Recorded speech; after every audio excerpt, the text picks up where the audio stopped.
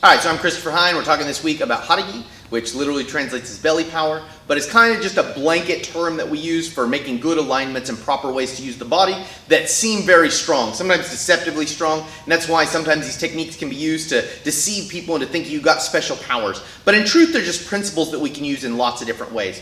One of the principles that I think is really impressive is connecting to the force structure. And so this is my own term for it. I don't know a fancy Japanese word or any other kind of word for this. But basically the idea is when something's trying to push you over, if you can connect to it, meaning you can physically touch it in some way, then it's harder for that force to drive you over. And in essence, it's kind of like you're riding along with them, right? So like if you think about a horse, if you tried to resist a horse pushing you, that's really hard. But if you grab the horse's neck when it tried to push you, then you would just move along with the horse. And that's kind of this idea of connecting to force structure. So I'm going to call Sasha in here and we're going to talk about this concept a little more.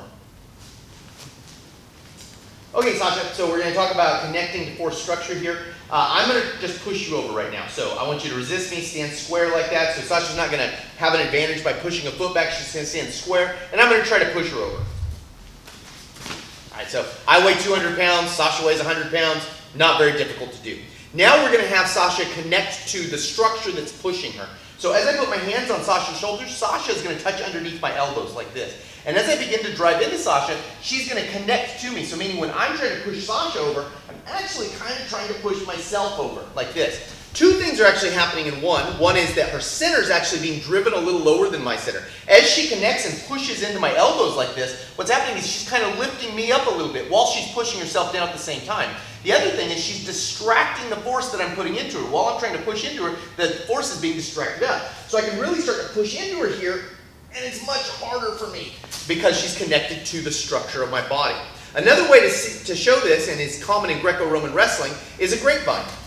If I were to get here behind Sasha like this and go to pick Sasha up, it's relatively easy. Now, when I do it this time, it's going to be much more difficult for me. Watch what happens. Okay, so I'm not just acting. That's a really difficult thing to do.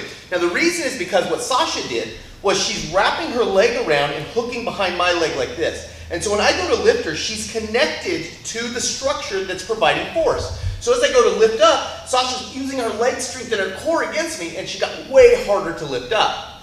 Another really sneaky way to do this, it's pretty deceptive, is if I were to pick up Sasha like this. So if I get right underneath Sasha's shoulders and I pick her up, not too hard, Sasha goes underneath my elbows again. This time as I go to pick her up, it's insanely difficult. Now the reason it's so hard is a few things, right?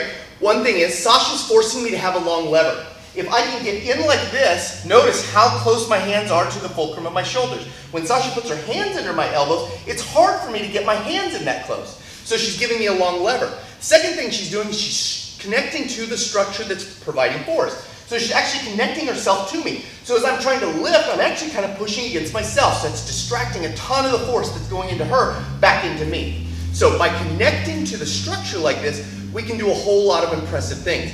One of the very famous impressive things that was done with this was if Sasha were to sit in seiza for me. And now we know through alignment that it's possible for Sasha to hold back a fair amount of force. But still, even with good alignment, because I'm so much stronger, I could probably manage to overcome her eventually. However, she connects to my elbows here. When I go to push her over, she just got a ton stronger. And I can really line my body up in the push, and she's able to resist me. And the reason is because she's connecting to the structure that's putting force into her. Anytime you do that, you can get a big gain in power, connecting to force structure.